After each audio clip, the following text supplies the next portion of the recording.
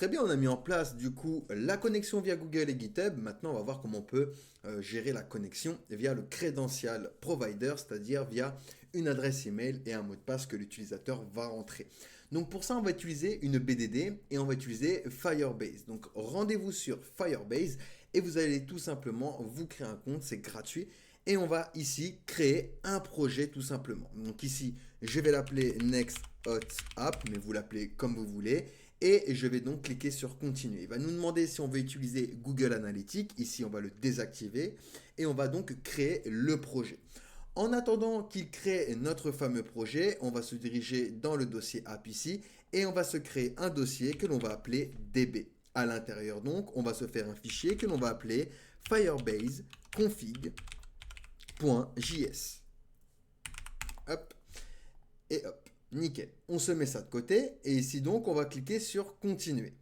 Une fois qu'on a créé notre projet, on va créer une application. Donc pour ça, on va cliquer sur Web ici et on va donner un nom à notre application. Donc moi, je l'appelle Next Hot App, mais vous l'appelez comme vous voulez. Puis on enregistre l'application. Il va nous dire ensuite les étapes qu'il faut faire pour connecter notre application, enfin notre database à notre application. Donc, première chose, installer Firebase.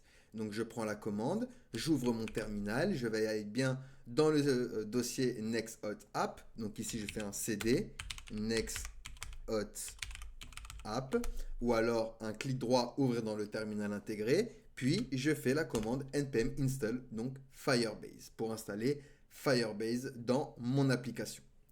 Une fois qu'on a fait ceci, on va reprendre le code qui est ici, puis on va cliquer donc sur accéder à la console. On va cliquer sur créer et on va cliquer sur Firebase Database. Alors ici, le code qu'on a, on va le coller tout simplement ici. On revient sur Firebase, on attend un petit peu, puis on va pouvoir cliquer sur créer une base de données. On va sélectionner l'emplacement, donc chez nous ça va être Europe. On clique sur suivant, il va nous demander si on veut démarrer en mode production ou en mode test.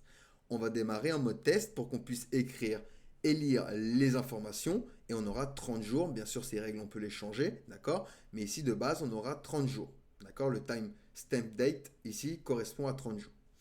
On appuie sur créer et donc on va créer donc notre database. En attendant qu'il le crée, au niveau de notre code ici, ce qu'on va faire, c'est qu'on va effacer tout ce qui est commentaire. Hop et hop. Et je vais venir exporter donc cette variable app avec un export. Et je vais venir importer également deux choses. Donc ici, on va importer get Firestore. Donc get Firestore va nous permettre donc de lire et d'enregistrer des données dans notre database. Donc ici, c'est get Firestore et ça vient de Firebase slash Firestore. Et donc pour l'authentification, je vais import également donc get hot from. Donc ça vient de Firebase slash hot. Donc ici, on a bien notre database. Donc ça, on pourra revenir un peu plus tard. Et on va cliquer sur authentification ici. Même histoire, je vais cliquer sur commencer. En attendant qu'il le charge, on va venir en bas et on va se créer une variable que l'on va exporter, qu'on va appeler db, et qui sera égale donc à getFirestore que l'on a importé juste avant, avec app comme argument, comme paramètre. D'accord? Donc ça va nous permettre d'accéder aux collections, de pouvoir faire de la lecture et de l'écriture.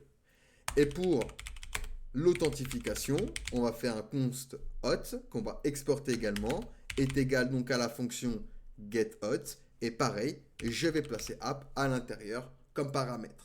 Et je vais me servir de cette variable pour l'authentification. Donc une fois que ceci est fait, on a fini avec ce fichier Firebase, on peut se le mettre de côté. Ici, on a bien l'authentification. Donc ici, on a des fournisseurs natifs et autres fournisseurs que l'on peut mettre directement depuis Firebase. Nous, on utilise NextHot, mais on aurait pu venir ici, par exemple, activer l'adresse email et le mot de passe. On l'enregistre, on ajoute un nouveau fournisseur. On aurait pu ajouter également Google. Donc, on peut l'activer comme ceci. Il suffit de mettre une petite adresse email ici, enregistrer, et on a également le fournisseur de Gmail. Donc, Firebase le propose nativement, mais nous, ici, on va préférer utiliser du coup NextHot puisque c'est le sujet. Donc, une fois qu'on a ceci, on a bien activé la database et l'authentification du coup avec Next. On va voir comment on peut mettre en place donc un formulaire, récupérer les données, les push dans l'authentification et également dans une database, dans une collection que l'on appellera user. Allez, posez-moi des questions si vous en avez, sinon nous allons pouvoir passer du coup à la suite.